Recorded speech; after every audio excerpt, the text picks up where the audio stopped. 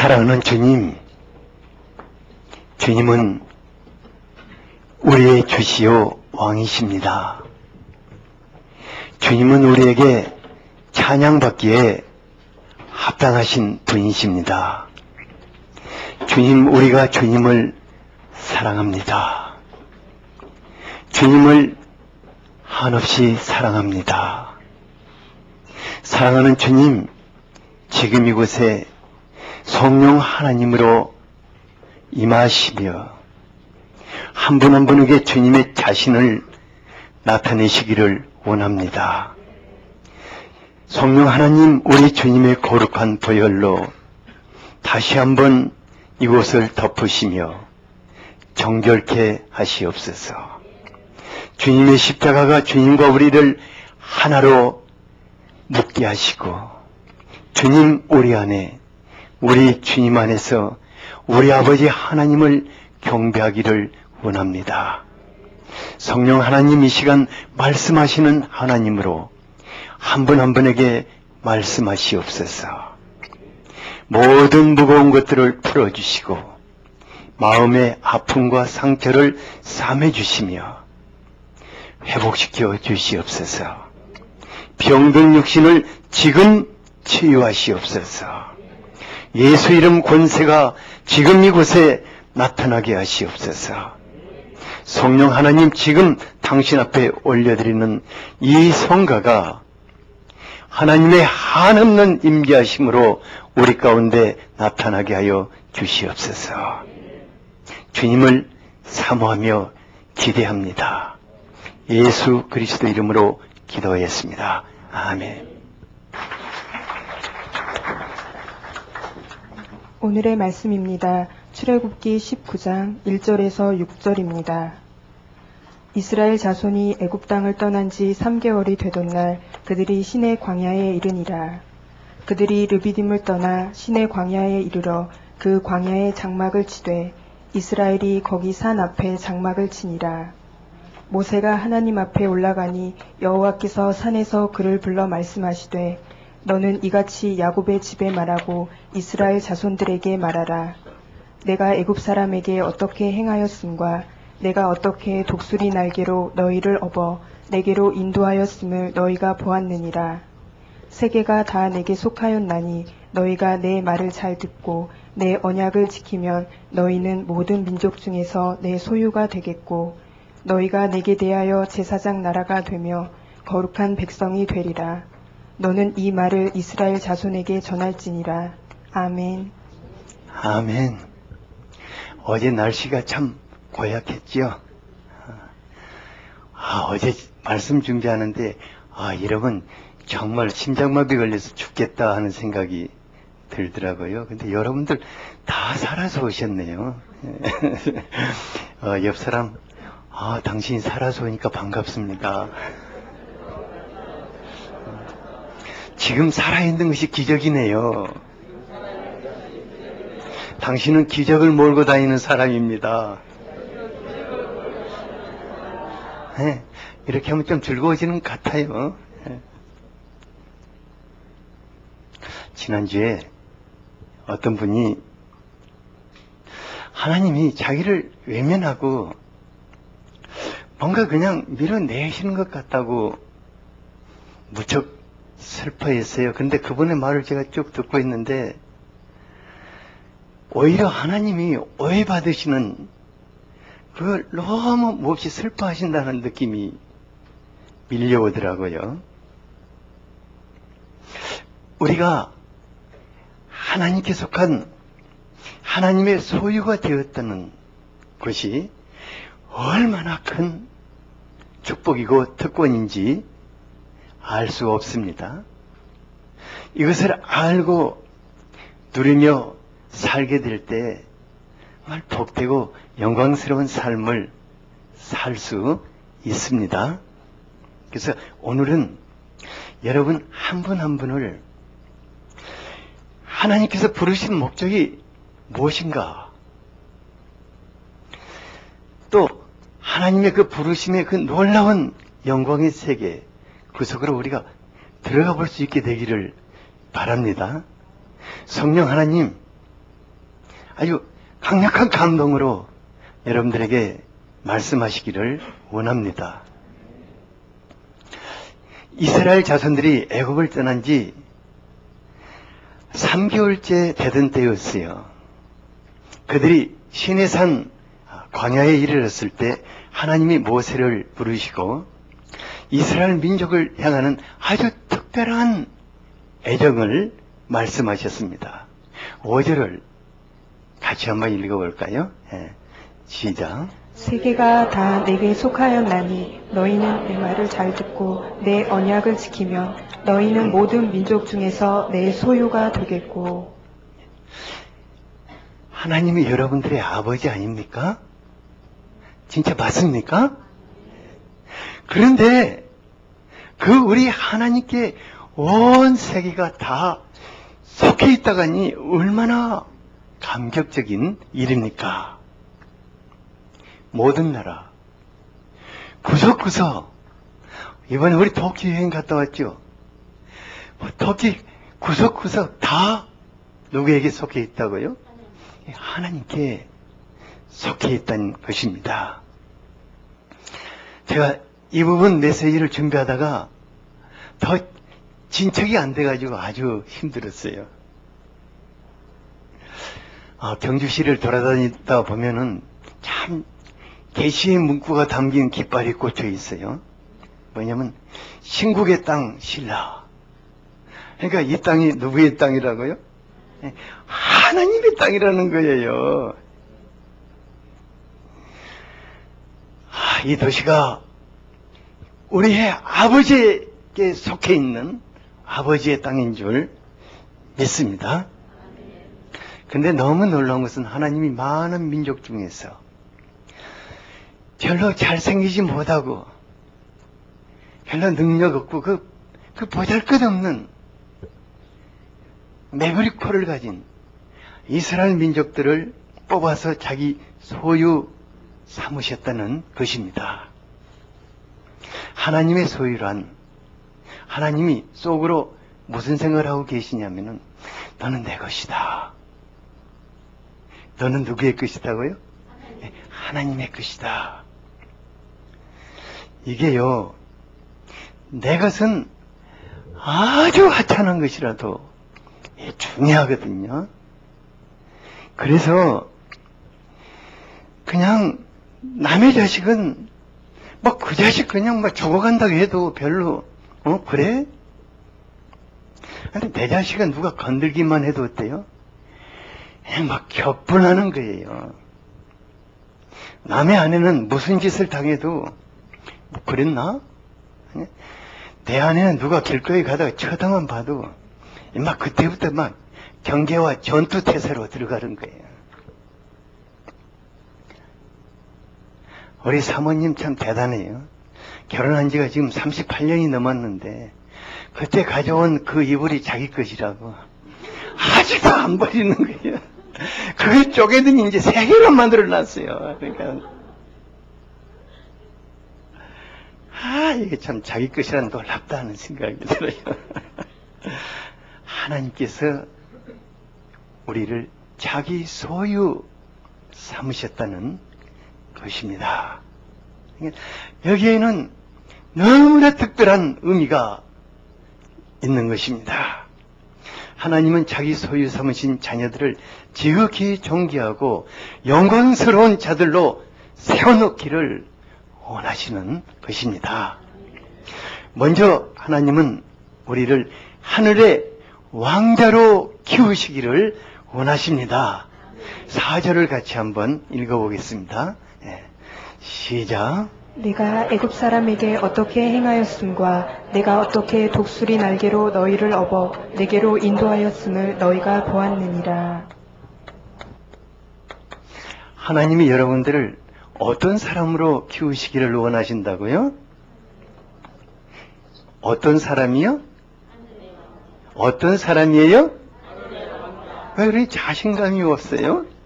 다시 한번 어떤 사람이에요? 네, 그래요. 하나님께서 자기 백성들을 아주 지극한 애정을 가지고 이끌고 오셨음을 4절에서 말씀하십니다. 하나님은 자기 소유 삼으신 그 사람들을 독수리 날개로 업어서 내게로 인도하였다고 하셨습니다. 다큐 프로에 보면은 독수리는 아주 그 깎아지른 절벽 위에 보금자리를 만들고 알 몇 개의 알을 품어서 깨어난 새끼를 키우는데 그 중에 가장 남아있는 강한 한 마리를 아주 막 지극정성을 다해서 하늘의 왕자로 키웁니다. 하나님께서 바로 그와 같이 세상에서 자기 소유로 삼은 사람을 하늘의 왕자로 키우시기 위해서 인도해 오셨다고 말씀을 하십니다. 신명기 32장 10절에서 11절을 같이 한번 읽어볼까요? 시작. 여호와께서 그를 황무지에서 짐승이 부르짖는 광야에서 만나시고 호위하시며 보호하시며 자기의 눈동자같이 지키셨도다. 마치 독수리가 자기의 보금자리를 어지럽게 하며 자기의 새끼 위에 너풀거리며 그의 날개를 펴서 새끼를 받으며 그의 날개 위에 그것을 엎는 것 같이. 바로 이와 같이 하나님은 자기 백성들을 호위하시고 보호하시며 하늘의 왕자로 키우십니다. 광야와 같은 세상, 열악한 환경 자체가 사람을 삼켜버립니다. 우리 시대는 그냥 사람을 그냥 삼켜버리는 시대예요. 그러니까 막 강철 같은 심장을 가지지 않는 사람이라면은 살아남기가 참 어려워요. 막 야수 같은 인간들이 으르렁거리는 삶의 현장에서 죽지 않고 여러분들이 살아남았다는 그 자체가 은혜요 하나님의 기적일 것입니다. 하나님이 우리를 자기 눈동자와 같이 보호하시고 호위하시며 지키지 않았다면은 벌써 사람들에게 찢기고 밟혀서 제대로 살지 못할 것입니다. 옆 사람에게 당신이 살아있다는 게 기적입니다. 바로 그것이 하나님의 은혜입니다. 그런데 하나님이 여러분들이 어디 살아있기만 하시겠습니까? 독수리는 깎아지른 그 절벽 틈 사이에 보금자리를 만들어 새끼를 키웁니다. 그리고 새끼가 어느 정도 자라나게 되면은 그때부터는 낭떠러지로 밀어내는 훈련을 시켜요. 그 날지 못하는 새끼가 막 바닥바닥 거리면서 엄마 새끼 죽네 하고는 막 저 밑으로 떨어지는 거예요. 그런데 놀랍게 거의 바위에 부딪혀서 막 박살나기 전에 어미 독수리가 쫙 날라와서 새끼를 날개로 업고 다시 둥지로 올라가는 거예요. 그리고 이 새끼가 이제 살았다 할 만하면 또 뒤에서 확 밀어버리는 거예요. 그러면 또 새끼가 떨어지면서 엄마 새끼 죽어 하고 막 그냥 떨어져서 쫙 밑에 가서 곧 떨어져서 또 아주 막 깨질 것 같으면 다시 날아가서 이렇게 업고 올라오고 이것을 반복하며, 그러니까 새끼는 하루면 여러 차례 죽음과 삶을 왔다 갔다 하는 거예요.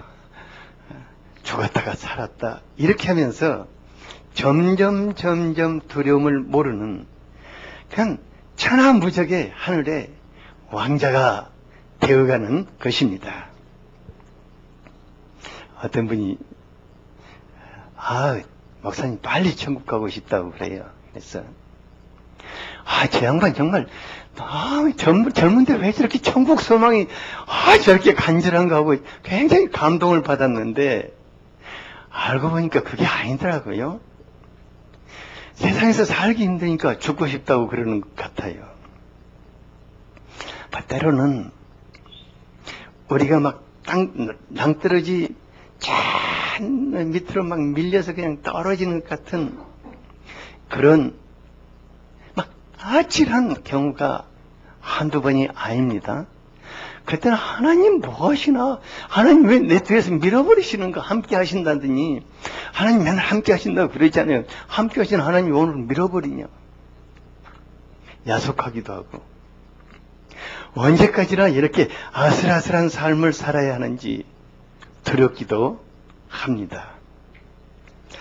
하나님 왜 그토록 자기 눈동자와 같이 지키시는 사랑하는 자녀들을 혹독한 시련을 통해 훈련하시는가? 사실 저 같은 사람은 하나님의 이런 훈련이 아니었다면은 하늘의 왕자는 고사하고 인간 노릇하기도 어려웠지 않나 하는 생각이 들어요. 그러니까 마음이 병들고 나약한 사람들은 스스로 생각해도 아무짝에도 쓸모없는 인간인 거예요. 저는 그래도 이제 좀 뭔가 좀 폼도 잡아보고 싶고 뭔가 좀 있어 보이기도 싶고 해서 막 겉모습이라도 좀 만들어 보자고 열심히 또 운동도 했어요. 또 뭐 고전으로부터 시작해서 여러 가지 책들을 읽으면서 뭐 또 유시간치 또 해보고 뭐 문제는 겉모습은 뭐 조금 있어 보이는데 이 속은 너무 이게 약한 거예요. 그러니까 내가 생각해도 이게 병든 병아리 같은 거예요. 그러니까 이 독수리가 아니라 뭐 닭장 속에서 키운 독수리도 아니고 병든 병아리 같아요. 하나님, 이런 저를 오랜 세월 끌어안고 많은 시련과 참 기가 막힌 사람들 틈바구니 속에서 부딪히고 또 뭐 이렇게 하면서 이기고 그렇게 하면서 훈련을 시켜 오셨어요. 그러다 보니까 이제 조금 이제는 조금 두려움을 모르는 그런 삶을 살게 하셨어요. 또한 지난날 저와 같이 마음에 그 병들고 약한 사람들을 이해하고 품고 돌보게 되었어요. 우리 하나님, 우리가 병든 병아리와 같이 살기를 원치 않으시는 것입니다. 우리 하나님, 우리가 천국을 지배하는 독수리와 같은 하늘의 왕자로 키워내기를 원하시는 분이십니다. 얼마나 영광스러운 것입니까? 그러므로 하나님과 함께 길을 가는 우리들에게 떨어져서 곧 죽을 것 같은 그런 시련들이 있을 때 절망하지 않기 바랍니다. 하나님 우리를 어떤 시련 속에서도 굴하지 않는, 어떤 환경 속에서도 넉넉히 이길 수 있는 하늘의 왕자들로 키워내시는 것입니다. 옆 사람에게 조용하게 한번 물어보세요. 당신은 병든 병아리가 되고 싶습니까? 아니면 하늘의 왕자가 되고 싶습니까?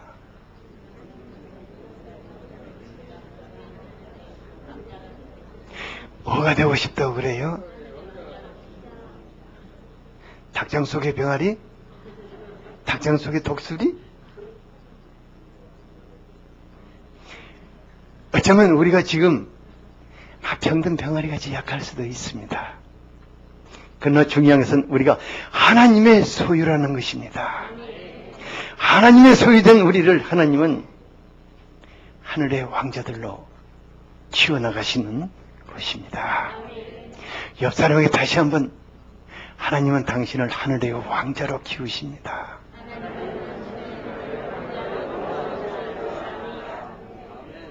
둘째는 하나님 앞에 왕 같은 제사장으로 세우시는 것입니다. 6절을 다 같이 한번 읽어보겠습니다. 시작. 너희가 내게 대하여 제사장 나라가 되며 거룩한 백성이 되리라. 너는 이 말을 이스라엘 자손에게 전할지니라.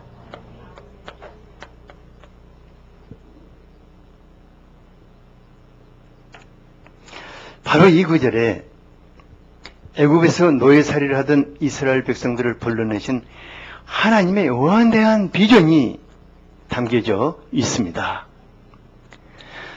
출애굽을 한 이스라엘 백성들의 유일한 꿈이 있다면 무엇이었겠습니까? 빨리 광야를 통과해서 그 약속의 땅에 들어가서 좀 평안하고 풍요롭게 살고 싶었을 것입니다. 그런데 그들을 향하는 하나님의 꿈과 비전은 완전히 달랐습니다. 하나님은 이스라엘 백성들을 원대한 비전 가운데 부르신 것입니다. 그들을 통해서 전 세계 모든 나라 모든 백성들이 하나님께로 들어오는 제사장 백성들로 삼으신 것입니다. 그러니까 우리 하나님 한 사람 한 사람을 그리스도 안에서 부르실 때 이와 같은 놀라운 꿈과 비전을 가지신 것입니다. 내가 너희에 대해서 제사장 나라가 되게 한다. 하나님께서 자기 백성을 하나님과 세상 사이의 제사장으로 세우셨음을 알 수가 있습니다. 그러니까 제사장이라는 직분은 완전히 하나님 편에 서는 것도 아니고 완전히 사람 편에 서는 것도 아닌 가운데 서 있는 중보자인 것입니다. 구약의 제사장 제도는 오실 예수 그리스도의 모형이었습니다. 제사장은 하나님의 대리자인 반면에 사람들의 대변인이 되었습니다. 그래서 그를 뭐라고 불렀어요? 중보자라고 부른 것입니다. 갈라디아서 3장 20절에 보면은 그 중보자는 한 편만 위한 것이 아니라고 하였습니다. 예수님이 하나님과 우리 사이에 중보자가 되신 것 같이 이제 우리를 세상과 하나님 사이에 중보의 직분을 주어 세우시고자 하시는 것입니다. 베드로전서 2장 9절 이 말씀 여러분의 말씀으로 받아들일 수 있겠습니까? 그러면은 저 말씀은 내 말씀이다 하는 심정으로 한번 같이 읽어보겠습니다. 시작. 그러나 너희는 택하신 족속이요 왕같은 제사장들이요 거룩한 나라요 그의 소유가 된 백성이니 이는 너희를 어두운 데서 불러내어 그의 기이한 빛에 들어가게 하신 이에 아름다운 덕을 선포하게 하려 하심이라. 여기서 너희가 누굽니까? 너희가 누굽니까? 너희가 누구죠? 여러분들입니다. 다른 사람이 아니라 여러분입니다. 너희가 누구죠? 우리들입니다. 그렇다면 저 말씀을 여러분들의 말씀으로 받아들일 수 있겠습니까? 다시 한번 읽어봅시다. 시작. 그러나 너희는 택하신 족속이요 왕같은 제사장들이요 거룩한 나라요 그의 소유가 된 백성이니 이는 너희를 어두운 데서 불러내어 그의 기이한 빛에 들어가게 하신 이에 아름다운 덕을 선포하게 하려 하심이라. 바로 이것이 하나님이 여러분들을 부르신 목적입니다. 하나님이 여러분들을 하늘의 왕자로 빚어놓고자 하는 꿈인 것입니다. 우리의 왕이신 예수 그리스도의 정권을 위임하여 왕 같은 제사장들로 세우시고자 하시는 것입니다. 왕 같은 제사장, 이는 예수 그리스도와 세상 사이에 세운 가장 크고 영광스러운 직분인 것입니다. 그런데 이 직분은 특별한 사람들에게 주신 것이 아니라 예수 그리스도에 속한 모든 사람들, 곧 너희라고 말씀을 하셨습니다. 왕 같은 제사장이란 무엇입니까? 우리의 왕이신 그리스도와 같은 제사장이라는 의미일 것입니다. 왕 같은 제사장이란 왕으로서의 권위와 제사장으로서의 아주 뛰어난 영성을 겸비한 자라는 말일 것입니다. 그렇지 않으면 이름뿐인 허수아비가 될 뿐입니다. 요즘 허수아비들요, 요즘 참새들 아주 영약해서 허수아비를 그냥 가지고 놀아버려요. 허수아비 그냥 모자 위에 앉아서 그냥 똥 싸고 오만 짓을 다 하거든요. 그러니까 왕 같은 제사장은 강력한 권세와 아주 뛰어난 영성을 가진 자들로 세우시는 하나님의 놀라운 꿈이 담겨져 있는 것입니다. 우리 예수님은 평범한 목수였습니다. 그러나 성령께서 예수님에게 임재하실 때 그분은 그리스도로서의 사역을 시작하셨습니다. 예수님의 제자들은 평범한 어부들이었습니다. 그러나 성령께서 그들에게 임재하실 때 그들은 사도의 권능을 가지고 하나님의 교회를 섬겨 나아갔습니다. 하나님은 우리에게 왕같은 제사장들로 세우시기 위해서 성령 하나님을 허락하시는 것입니다. 사도행전 1장 8절에 오직 성령이 너희에게 임하시면 어떻게 된다고 했습니까? 너희가 권능을 받고 예수의 증인이 되리라고 하였습니다. 왕같은 제사장 직분은 성령의 권능이 함께하며 나타나시며 살아계신 하나님의 영광을 선포하는 아주 실제적이고 강력한 사역인 것입니다. 성령 하나님, 이런 하나님의 사람들 안에 두 가지 권능을 함께 행하십니다. 하나는 왕의 가장 중요한 것이 뭐겠습니까? 왕은 왕으로서의 성품이 있어야 합니다. 그래서 성령 하나님 우리 안에 놀라운 변화를 통해서 성령의 열매를 맺혀가시는 것입니다. 예수를 닮는 성령의 열매를 맺혀가시는 것입니다. 그리고 성령의 은사를 통해서 정말 여러 가지 문제 속에 악령에 시달리며 죄악에 끌려다니고 해결할 수 없는 문제투성인 사람들을 성령의 권능으로 돌보게 하시는 것입니다. 만일 우리가 하나님 앞에서 왕 같은 제사장으로 세워지고 그 직분을 행하지 않는다면 성령 하나님 우리에게 성령의 열매를 맺힐 필요가 있겠습니까? 없겠습니까? 성령의 은사를 우리에게 나타내실 필요가 있겠습니까? 없겠습니까? 필요 없는 것입니다. 그래서 예수 믿고 아무것도 안 하는 사람은 아무것도 안 나타납니다.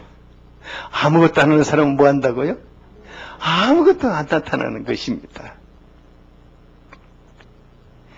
하나님 옆에 예수 그리스도를 닮은 왕 같은 제사장으로 갈망하는 자들, 성령 하나님 놀라운 일을 행하시는 것입니다. 예수 그리스도를 닮은 왕 같은 제사장들로 세워지지 않는다면 우리가 어떻게 우리를 빛 가운데로 들어가게 하신 그분의 아름다운 덕을 선전할 길이 있겠습니까? 하나님이 나를 통해서 나타나야지 않겠습니까? 그러므로 그리스도의 향기를 품을 수 있는 그 덕스러운 열매가 우리 안에 맺히도록 갈망해야 할 것입니다. 우리의 사역 가운데 성령의 크고 풍성한 은사가 나타나야 하는 것입니다. 은사가 나타나지 않으면 자기 한계에 부딪히고 탈진하여서 무너지게 되는 것입니다. 이번 선교 여행 다니면서 선교지 사역 가운데 크고 풍성한 은사가 얼마나 절실한 것인가를 여러분들이 절감했을 것입니다. 그래서 성령의 열매와 은사를 무시하면 제사장의 직무를 감당할 수 없는 것입니다. 옆 사람에게 하나님이 당신을 왕같은 제사장으로 세우시고자 하는 것을 아십니까? 하고 물어보세요.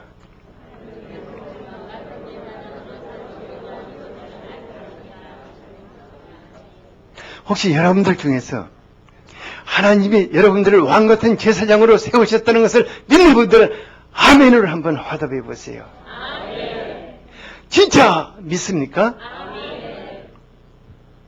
그러면 여러분들은 마귀에게 조롱당하는 사람들입니까? 아니면 마귀의 권세를 성령의 권능으로 물리치며 사단의 진치를 파괴해버리는 그런 무서운 사람들입니까? 제가요, 오랜 세월 동안 예수님께서 행하셨던 그런 어부와 같은 평신도들을 예수님의 제자로 양육하고 또 선교사로 키워서 세계선교 일선에 내어보내는 그런 일들을 열심히 해왔어요. 근데 저는 이 일을 말씀 공부와 훈련을 통해서 이루어보고자 저의 모든 것을 다 쏟아부었어요. 하지만 제가 한 가지 알지 못한 게 있었어요. 그것이 무엇이었냐면은 한 사람 한 사람 안에 성령께서 열매를 맺히시고 성령께서 놀라운 은사를 통해서 능력 있는 사람들로 세우셔야 한다는 것을 잘 몰랐어요. 제가 성령님을 모르는 것이 아니라 실제 사역 속에서 성령의 역할을 제가 하고자 한 거예요. 저는 그것이 뭐 잘못됐는지 모르, 그 당시의 모든 것들이 그렇게 해왔어요. 제자 양성을. 근데 문제는 내가 주체가 되니까 내 자신이 너무 피곤하고 지치고 탈진할 뿐만 아니라 선교지로 나간 분들이 뭘 가지고 나갔냐면은 선교 공부한 바인들을 많이 들고 나갔어요. 근데 문제는 가서 보니까 그 바인드와 공부할 수 있는 사람이 없는 거예요. 노트도 없고 연필도 없는 사람도 있어요. 글을 못 읽는 사람도 있어요. 이런 사람들을 도대체 어떻게 도와줄 수 있는가? 거기다 또 선교지는 얼마나 무서운 악한 영들이 그들을 지배하고 있습니까? 한 선교사님이 저에게 찾아왔어요. 근데 자기는 두려움의 영에 완전히 사로잡혀서 왔다고 그래요. 제가 그분을 보면서 너무너무 가슴 아팠어요. 이분이 도대체 어떻게 중국에서 영적인 싸움을 할 수 있을 것인가? 그러니까 상처 입고 응어리지고 무력하게 들어도 못하고 나가도 못한 이런 사람이 될 수밖에 없는 거예요.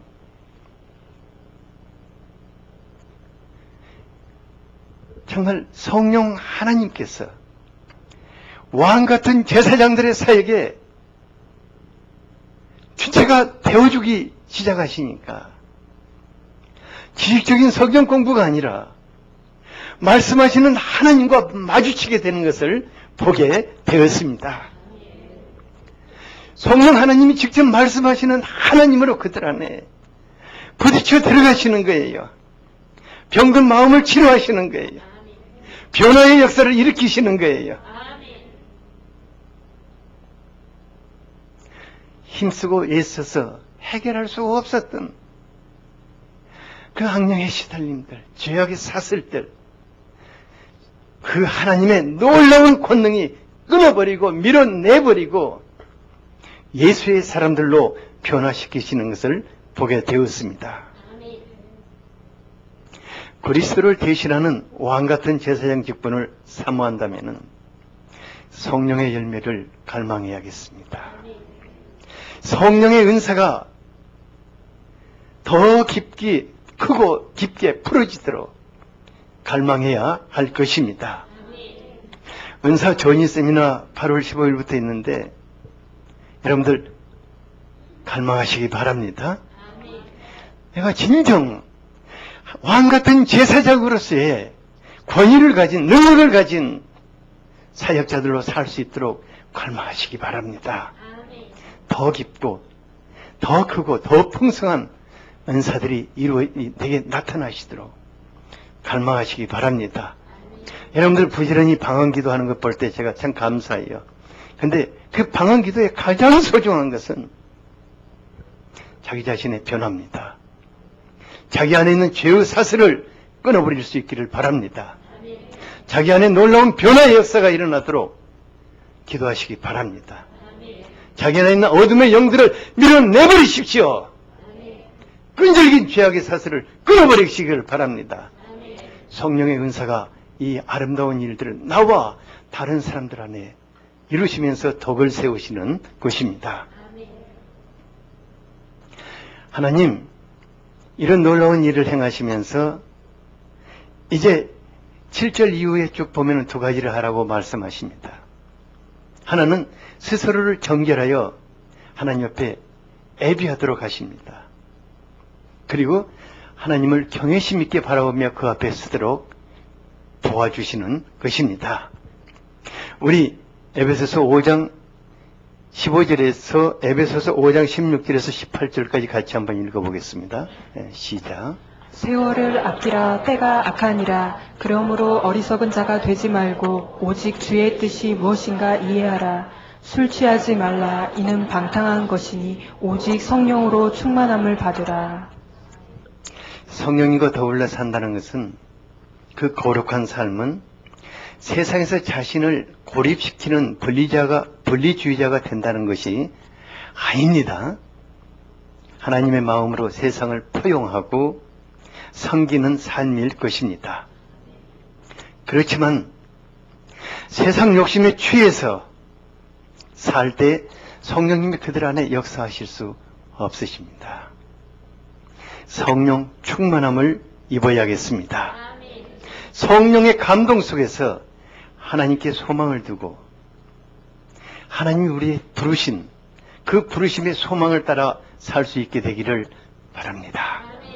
우리 다 같이 오늘 말씀으로 같이 기도하겠습니다. 주여, 아버지 하나님, 정말 연약하고 못나고 쓸모없던 저희들을 부르시고 택하여 하나님의 소유 삼으신 것을 감사합니다.